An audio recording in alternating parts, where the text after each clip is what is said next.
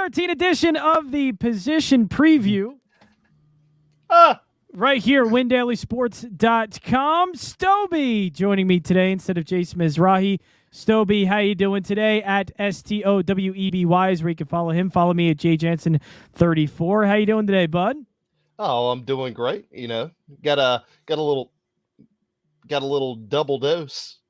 Double dose. Yeah, a little double dose. A little bit, a couple of Stoweby and John shows here in the book. So, Stoweby, I don't want to waste any time. What we do here in the position by position preview, all sponsored by the Sharp app. Go to sharp.link. All the ways you can download the Sharp app. And what you can do is download the Sharp app and get some bets. But what we're going to do is look at some DFS plays for today. All right, Stoweby, first things first, it's the quarterbacks. And right there at the top, you see Lamar Jackson. And, man, you know what? The matchup, like everything about the matchup looks good. Everything about, him going up against the Steelers looks great. But it's just division rivalry, the way this offense has looked, that makes me go, I don't know if that's where I want to go here. I think I'm going to go ahead and probably pass on Lamar myself this week. Yeah, I definitely am. He's been kind of all or nothing lately, or not lately, pretty much this entire season. He's had several games where he has just looked really, really bad. And I'm just going to go ahead and just stay away for a little bit at least. Yeah, I'm going to stay away as well. It's just not my favorite spot. I don't like it here. I think there are a couple of others, and when you look at value plays, I think that's where we can find a little bit. Justin Herbert, I like against that Cincinnati secondary. Derek Carr, I like this week. Jalen Hurts, I just don't know if they're going to be able to use him enough. Again, if he gets 3 touchdowns, fine. But I just don't know if that's going to be enough. Where I want to go is kind of those guys, and even Tom Brady as well. I think there are a bunch of other plays here that I would like other than Lamar Jackson. Yeah, I agree. I've kind of found myself going down to the mid range or the low mid range with the quarterbacks, just from what I keep looking at. Guys like Kirk Cousins should have a pretty good day. Derek Carr. Even somebody down as low, if you're going real cheap, Tua kind of intrigues me a little bit this week. So I find myself living in that little mid to low range area. I mean, guys like Tom Brady, he's going to be fine. My question with Jalen Hurts is the majority of his points always comes from garbage time. Is he going to have garbage time against the Jets? I don't think that's going to be the case. So if I was going to go somewhere like I'd probably, Tom Brady would be the highest price guy I'm going to be going after at least this week. Yeah, I think so as well, because the Falcons are a great matchup for him. So I like Brady a lot. And you know what? I will admit, I think I'm going to bet the Falcons getting 11 points. But why I like Brady, though, I think things have looked a lot better with Rob Gronkowski back. I think that is legitimately something that was hurting him, was not having Antonio Brown. He still won't have him for another 3 weeks. But then also, Rob Gronkowski's been out as well, and that's been his favorite red zone target. So, those two guys being out certainly was certainly a big impact, and especially when it came to scoring, I think Rob Gronkowski hurt the most because he's been a tremendous red zone target. So, Tom Brady, to me, with Rob Gronkowski back, completely a solid play, and I like it here against the Falcons. The one game I'm probably going to go with more than others, and I'm going to continue to pound this one, the Chargers and Cincinnati Bengals, and I love Justin Herbert in this spot. His ceiling games are ceiling games. It's 30, 35 points, even 40 for one game. For when Justin Herbert is on and scoring, it is at a ridiculous pace.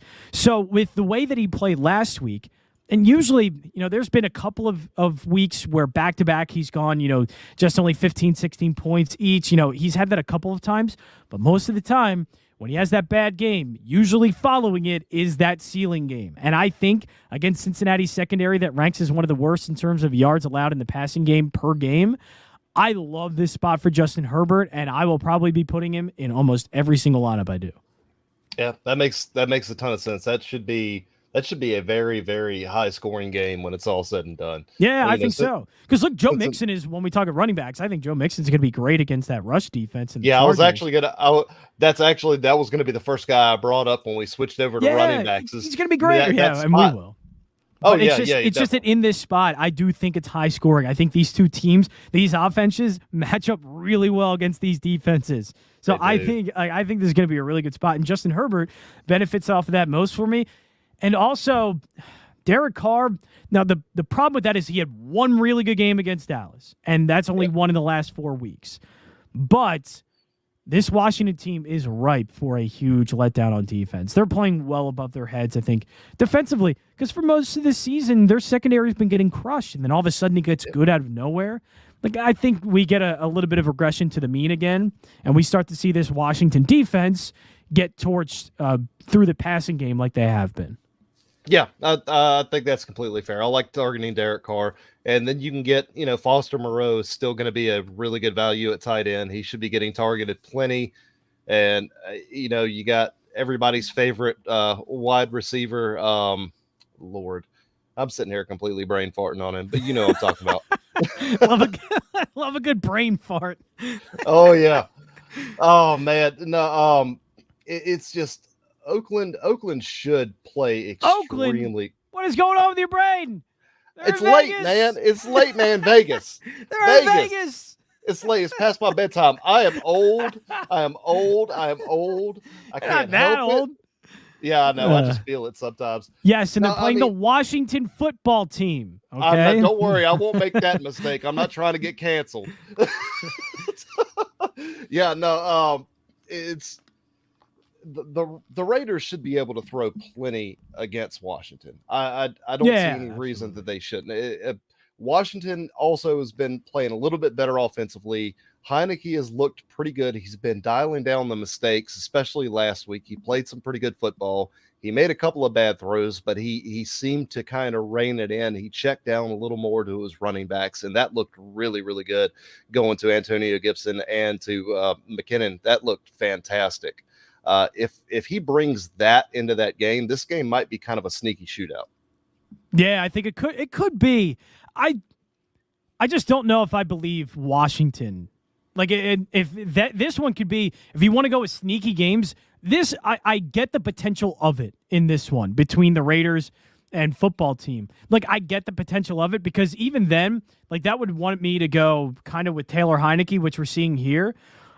I'm concerned about Washington, though. Like, I think the offense is playing way above their heads lately, and I just have a feeling this is going to come crashing down at some point, and this could be the game for it. But look, in the model, it's popping off.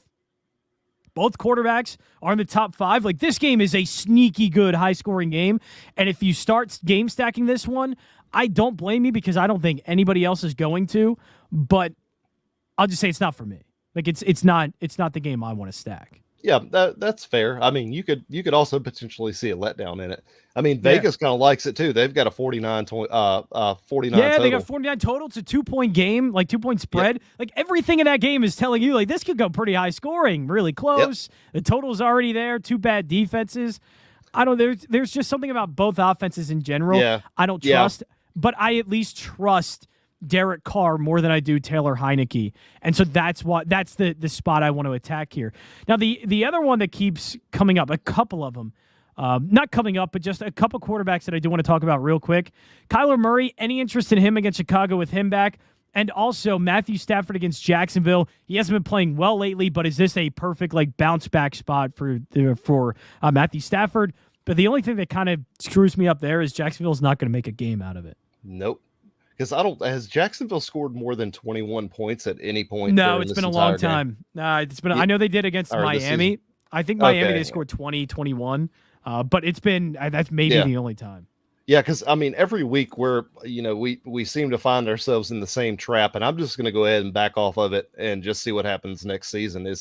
Every week we're like, oh man, this is a great matchup. This is going to be the week that Lawrence kind of has his big breakout game, and we're all going to ride that train, and every week we just get let down. I mean, they've played a bunch of weak defenses, and they cannot get anything going to keep up with anybody. So They are probably going to get LA's probably going to get ahead early, and they're going to just be able to run the ball for most of the second half. So that kind of worries me a little bit. Yeah, just the last thing at quarterback, I don't know about Jalen Hurts. Like, it could be like I see some good value on a projection model and points, and obviously like that can absolutely happen. And 21 points is certainly in play here for Hurts, but in terms of putting him in for like that ceiling game, cash games, I still think it could be fine. Yeah. But even in that circumstance, I'm just they're running the ball a lot more, and in order for him now to be helping you cash in these lineups, he has to score a lot of touchdowns rushing because they're only throwing him. And I imagine this is going to be the same thing with the Jets. It's going to be 20 to 25 passes. Eagles run the ball a lot. They win by running the ball for like 300 yards and a few scores there, and that's how they win. Mm-hmm. But I just, that to me isn't good enough for Hurts, because if he's not the one getting the touchdowns, then he's only going to have 70 to 100 yards, and that's it. Like, I don't think that's enough. Yeah, I'm not on Hurts this week. I like to play Hurts in games where it looks like he's going to be down. I don't like the idea of playing him as a 7-point favorite. Like going up against Tampa Bay, he had to put up all those points in the fourth quarter. The Chiefs, like, that was a perfect spot for him. Yep. I just don't, in this one, I just don't see the ceiling game enough to play him in GPP, and I'd rather go for a guy like Herbert, who is absolutely in line for like a 30-point game here, and a guy like Derek Carr, who's also in line for a huge game. Those are the guys I'm more willing to go after. Let's go to running back, and I'll just say, because we both love it, Joe Mixon's in a tremendous spot here. Yeah, I am like, I'm not even thinking twice with that $8,100 price tag. That does not worry me at all. His ceiling is incredibly high, and he's had 4 straight weeks of at least 25 DK points. I mean, the guy's he is phenomenal. He is one of the few running backs in drafts that are actually paying off. He has been absolutely electric. Oh yeah, and he was mid to late second round this year, so he was coming in at a fantastic value. I loved him when he was coming in. I figured this is finally going to be his full breakout season. I'm glad to see that he stayed healthy. That was my only concern. You know, he's gotten a couple of nicks and dings here along the season, but you know, all NFL players have that problem, and he's still getting, you know, like 28 and 30 carries in the last 2 games, and now he gets the worst set of interior defensive linemen in the NFL with the Chargers. I don't see how he doesn't just go completely nuts. You know what's crazy is that, you know, instead of looking at value for running back, and like, I'm sure if I hit the value, we can find a couple of good backs that we like. You know, like Jamal Williams could be a good value, all that. And so can like Dave Montgomery, all this. But when I look at the projections, this group right here, like, I don't want to stay too far away from this top 5. Even I'll go down to Leonard Fournette.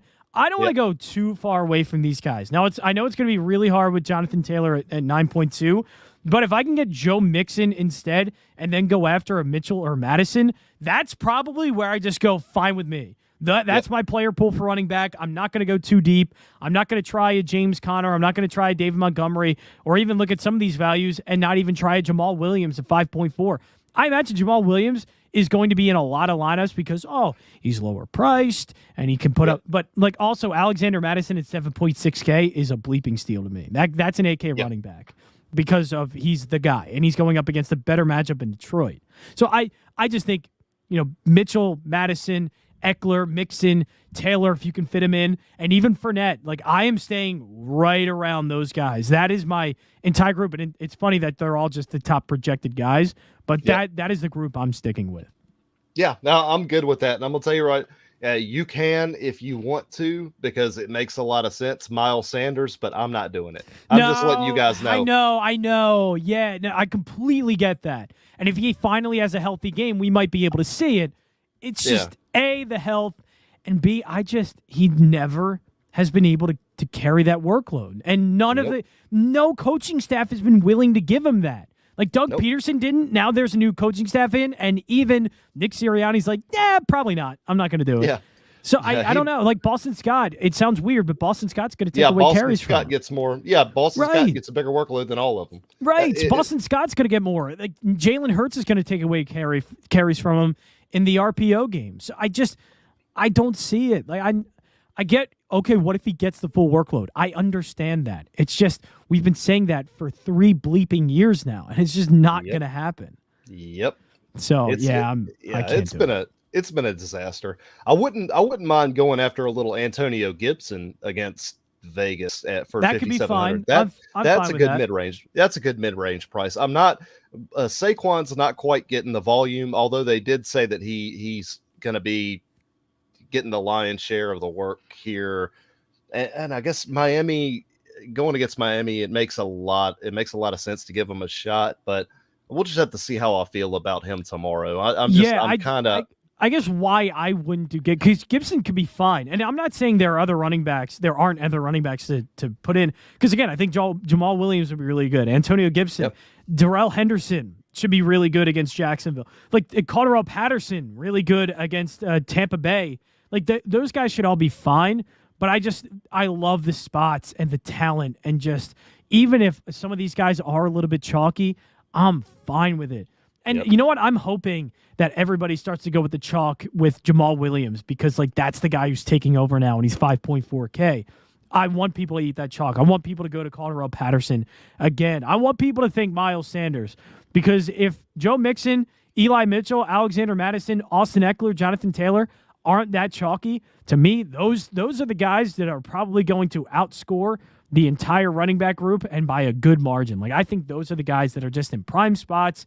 They've been getting the carries, and they're going to score big on this slate. I love all of those guys. Oh, yeah. I know Pittsburgh has looked like absolute doo-doo, but yeah, that's just funny doo-doo. Nice. Doo-doo. Baltimore is terrible against pass-catching running backs. I've been saying it all year. So Najee Harris is also somebody that's worth a look. I like that one. Yeah, that one might go completely under used for the he might be sub 5% owned with all of these kind of chalky prime guys and great matchups. He might be a sub 5% play. All right, you're listening to the Win Daily position by position preview here. Go check out, download the Sharp app, by the way, and also WinDailySports.com. Go get that damn gold membership. And what you're seeing right here, you can get the projection model. Also, you can use the optimizer as well. I'm not going to use the optimizer. I don't want to spoil all the great plays. But you can use the optimizer. It's a great, great tool. So go over and use it. It is fantastic. It's very colorful and fun and gives really good information. So go WinDailySports.com, sign up for a membership, and get that damn optimizer to help you out for this Sunday. So, Stoweby, let's get into wide receivers. And immediately, the first ones that I like. Now, of course, if I'm going with those running backs, and, I would have to do it in a way where I can get Mixon at 8.1K. Madison is probably the other one I go with at 7.6K. There's some pretty high-priced guys, so you're probably going to have to go a little low at wide receiver. But immediately what jumps out to me is 7.5K with Keenan Allen and 6.8K with Deontay Johnson. Like those are the two that immediately that jump out. I think those two guys are going to have a killer day. Yeah, Deontay Johnson has scored, 20 points or more pretty much every week this season. And I don't see why he always seems to be just like $500 or $600 cheaper than what he should be, in my opinion. Now, even Mike Williams at 5.7K against Cincy, that's another one that you could be taking a look at. That's a fantastic value. Brandon Ayouk against the Seahawks. Love it. How chalky do you think he's going to be, though? I don't know. It depends on how much people are buying into the whole Debo being a running back thing. I mean, he did get used a lot, so I guess so, but we'll see. He may be bad chalk. I'd have to look at the optimizer. Right, that's right, exactly. That's the only thing, because Brandon Ayouk is, I think, gonna have a big game, but it's just with Debo out that's the one that complicates things more than if Eli Mitchell was out, because that was the thing. Like Eli Mitchell's out, they don't have any running backs. What's gonna happen? And, everybody just went towards Jeff Wilson when really it was Deebo Samuel that took over, and Brandon Ayouk benefited even more off of it. But nobody was saying Ayouk would be chalk because nobody expected Deebo Samuel to be more of a running back. So that's when I'd be fine with it.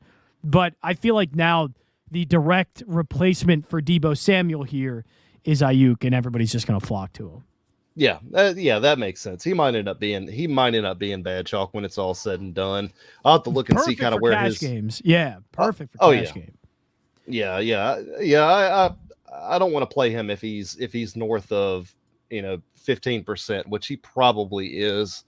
So we can look around. There's some guys around that price range that are better. I mean, the guy you got highlighted. I was about to say, Brandon. There was a reason why I had him highlighted, so thank you for pointing out. Brandon Cooks, I love at 5.9K. Colts secondary stinks. They're doo-doo. Oh yeah, and they're gonna be playing catch up. I'm expecting Jonathan Taylor to be running on them all day. So that sounds like a very fair thing to go for him or Nico Collins. Actually, Nico could be good. That is Sticks approved, I imagine. I do believe Nico could be good. I do believe he's actually at the top of the value right now. If you hit the value, of course he is. Love it. I like that. But yeah, and you know what? The value coming in too that is also jumping out because it was a game I was mentioning. Man, Mike Williams. Like I know he hasn't had his greatest games lately, but if there's one where Justin Herbert gets 300 to 400 yards and somebody benefits off it, it's Mike Williams. It's going to be Mike Williams. He's had a 20-point game recently, a couple of weeks ago. Obviously, it's not happening every single week like it was earlier in the season. It just felt like earlier in the year, he could do no wrong. You had to start Mike Williams. Mike Williams is probably – there were some people who thought Mike Williams is going to end up with a better season than Keenan Allen, and that didn't happen. But – perfect spot for him at 5.7K to have that 20-point game, to get back to 20 points again. Yep, and there's everybody's favorite wide receiver, Hunter Renfrow, right there. That was my name that I was searching for. Yep. Yeah, no, I do like Renfrow. I like him a lot. But even here, I'm seeing Deontay Johnson. I love Deontay Johnson. And obviously, Keenan Allen's not going to get the same love in the value because Keenan Allen is way higher priced than Mike Williams, but I still love Keenan Allen at 7.5K too. So honestly, I'm fine with both guys. Just pick and choose. I think with the way I'm going to go with this, I might end up going Deontay Johnson and pair him with Brandon Cooks and maybe even Mike Williams too. Because if we're going after a couple of the top running backs at 8.1K, 7.6K, that's where I'm going to be able to fit in some of my favorite receivers and be able to fit them in pretty easily. Mm-hmm. Yeah, I think that's perfectly good plan right there. Oh, I'm perfect. That's Stoweby said it. Show over. I'm perfect. Hey, I've done it all. Put it in the millie. Put it in the millie until I get to my tight end plays, I guess. So here's where things are interesting because the guy I go with a lot, by the way. I love Dalton Schultz. He had a great Thursday night game. So I love Dalton Schultz. But Dalton Schultz is not on this. And it's kind of crazy. We're seeing Mark Andrews now as the top tight end, even with George Kittle on it, Kyle Pitts, Rob Gronkowski. We're seeing Mark Andrews as the top point getter. And it's hard to argue that because Lamar Jackson looks for him a ton. Mm-hmm. Yeah, and if Hollywood is not catching passes, Mark Andrews is the one that benefits from it. Yep. I think honestly, if Gronk is on the field and Gronk is healthy, I still think he's one of the top 2 or 3 tight ends in the league. He gets so much touchdown equity, man. With so much. With no AB playing, that's Brady's favorite guy, and that Atlanta defense is just horrid. I can't keep I keep gravitating to Gronk. I'm probably gonna have Gronk in most of my lineups on Sunday. Yeah, I wouldn't blame it all. I think Gronk is in a really good spot. I don't mind Mike Gesicki because I still don't think the Giants, pass defense is all that great. I think it was more a Jalen Hurts problem than anything. So I think Tua's going to be – and Tua's been really good. I hope everybody knows that. Tua's been really good. Obviously not too much for fantasy purposes because he doesn't throw for a lot of touchdowns because they seem to run the ball pretty well in the goal line. but Yep. he's been really good, and I think Mike Gesicki benefits off of that. But no, it's Rob Gronkowski for me. What about George Kittle? I want this to be finally the George Kittle game for this season. Oh yeah, with like Deebo the 30+ Samuel point. out, right? And they such a good matchup against Seattle. Like, everything wants me to believe that George Kittle can finally have the game. But are we willing to put him in our lineups and kind of risk that? Well, I mean, who else are they going to go to? You got Ayook, you got Eli, and you got Kittle. That's really it. It's a really narrow tree, and it's more likely that Eli out of the three would have a down week just because of the coaching staff deciding to change running backs at the last minute, which they always seem to do. Guys like Kittle and Ayouk, they're going to have to get the volume in this game, so it makes plenty of sense that he would have a ceiling game. Yeah, man, I don't like any of these tight ends other than Foster Moreau. You said you like him. If you want to go back into that again. Yeah, no, it's just Foster Moreau. He's a good tight end. He's just stuck behind. He's just been stuck behind one of the best ones in the NFL. So he's just buried on the depth chart. Just got dealt a bad hand. He's one of those guys that had, for 25 of the 32 NFL teams, he'd be the number one tight end.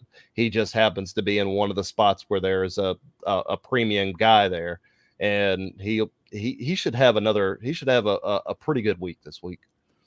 Man, I want to talk about tight ends more because, still, this show is usually about 30 minutes long. We're only about 25, 26 minutes in, and usually, hey, let's go over tight ends, all these plays. I'm not going to lie.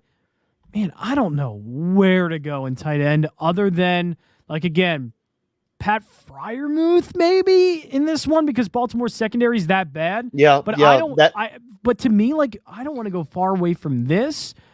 And Mark Andrews and George Kittle, I want it to be the game, so I'm going to keep saying George Kittle. Obviously, I get the concerns, but man, I don't want to go too far away from some of those. I wouldn't be too worried about it. It's not like, you've got 4 or 5. We have 4 or 5 really good options at tight end that we can stay with, and the value and the ownership is going to be spread out, so nobody's going to be overly chalky. So, you should be able to just take your pick. All these guys should be around, between 10 to 18% owned, give or take. Look, and then if tight end's the one spot where I eat a bunch of chalk, I'm willing to do that. Fine with me. Because I don't want a zero, man. And if I go with Logan Thomas, I'm not convinced that Taylor Heinicke's good enough to keep having these good games. And so if he doesn't, then that really limits Logan Thomas. If I put somebody in, even Foster Moreau, there could be a dud game from him. Even Dallas Goedert, all these, and Kyle Pitts, I think Kyle Pitts is good. It's just, can Atlanta get things together on offense? Because that's been a struggle for them. It's just, I want to go with the easy plays, the plays that I know can be safe. And to me, that's Gronkowski. To me, it's Mark Andrews. To me, it's always Mike Gesicki. I might as well just go with those guys.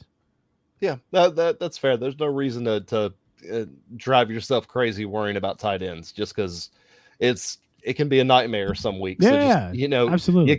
We've got a bunch of good matchups, a bunch of good players. The pricing is reasonable. We don't have a single guy over 6K. Darren Waller's probably not playing, so I'm not going to count him. But you got a ton of good spots. So just keep it simple. Yeah, keep it simple, I think. And with Waller not playing, I know Foster Moreau, could obviously, but I don't know. Yeah. Again, I'm really concerned that what if he's not going to directly replace Darren Waller. That's the thing with me. He can't do the things that Darren Waller does. That's the biggest problem. He just is another tight end. And yes, he's had a couple of good games. I know that. But even at 2.7K, I feel like there is a risk to that I don't feel like taking. Because one thing the Raiders found against the Cowboys that was good, they found a deep passing game. Deshaun Jackson, Zay Jones had a couple of pass interference calls against him that he was able to help them get down the field. And then Hunter Renfrow with the short passing game. I still think with Moreau in there, he gets lost in the shuffle. He is not Darren Waller. So he's not going to run the same routes. They're not going to use him in the same way. So to me, like, are they going to line Moreau out wide the same way they do with Darren Waller? To me, that's a no. No, Right? I mean, they might do it a few times, but they're not going to do it as much as they would with Waller. I mean, you could expect, 65% of what Waller is with Foster Moreau. And at 2.7K, that could be fine. I'm not willing to do it. Like, because I'm so afraid that they stay far away from him and they go with other guys like Deshaun Jackson, again, continues to get acclimated. They're using Zay Jones more. Hunter Renfro's a PPR machine. So, like, I'm so scared that there's going to be a dud game from him. And, at 2.7K, I know there could be, like, just 3 catches and he profits off of that. But, again, I don't want to be the 2.7K and, get different there or go with him with a chalk. I'd rather just go Gronk at 5.3 because I'm going to be able to fit him. Like, there's going to be no problem with fitting him in. Yeah, and if you want, would you rather want a Foster Moreau? That makes sense. Would you rather want a Foster Moreau that gives you 8 points, or would you want at 2.7K, or would you want a Gronk that gives you 23 points? Right, especially when I don't think it's going to help me out in the long run. Because where do I pay up then? If I pay up a wide receiver, like, I could get somebody better, but still, like, I'm perfectly fine with Deontay Johnson at 6.8. I'm perfectly fine with Brandon Cooks at 5.9. Like, it's where, okay, I can get maybe one, it's 2.7 to 5.3, so my math is 1.6 or 2.6K. So, that gives me a little bit more room, but who am I going to pay up for if I don't feel like paying up for Cooper Kupp or I don't feel like paying up for Justin Jefferson? If you can get the 2.6K and it helps you pay up to Jonathan Taylor, fine. Like, go ahead. Yeah, like, absolutely, that's fine with me. Yeah, but is he really going to outscore Joe Mixon and maybe Eli Mitchell today? Right, that's my thing. If I'm paying up 2.6K and I just don't feel like it's worth paying up the guys for, I'm just going to put Gronk in there. Because Gronk, to me, is the safer play, and he's probably going to outscore Foster Moreau by probably a 2.6K margin, to be honest with you. Oh, yeah. Yeah, that's fair. All right. Well, I feel like I'm a fantasy god now because everything I said, Stoby's like, oh, that's perfect, and I'm great. So thank you so much, Stoby, for coming on the show and agreeing with me and how great I am. This was not planned. I will Venmo you later your money for saying all these nice things. But thank you. Stoby, thank you for joining me. It's been a fun show. At Stoby, STOWEBY is where you can follow him. Follow me at JJansen34. Sign up, WinDailySports.com. Sign up for a gold membership. Join the expert chat. All the 9 yards and all. This is sponsored by the Sharp app. Go to sharp.link. All the ways you can download the Sharp app. Enjoy the rest of your Friday, everyone. We'll be back maybe tonight with college football Superflex, but we'll be back on the weekend for more NFL on Sunday at 11 a.m. We will have our NFL pregame show right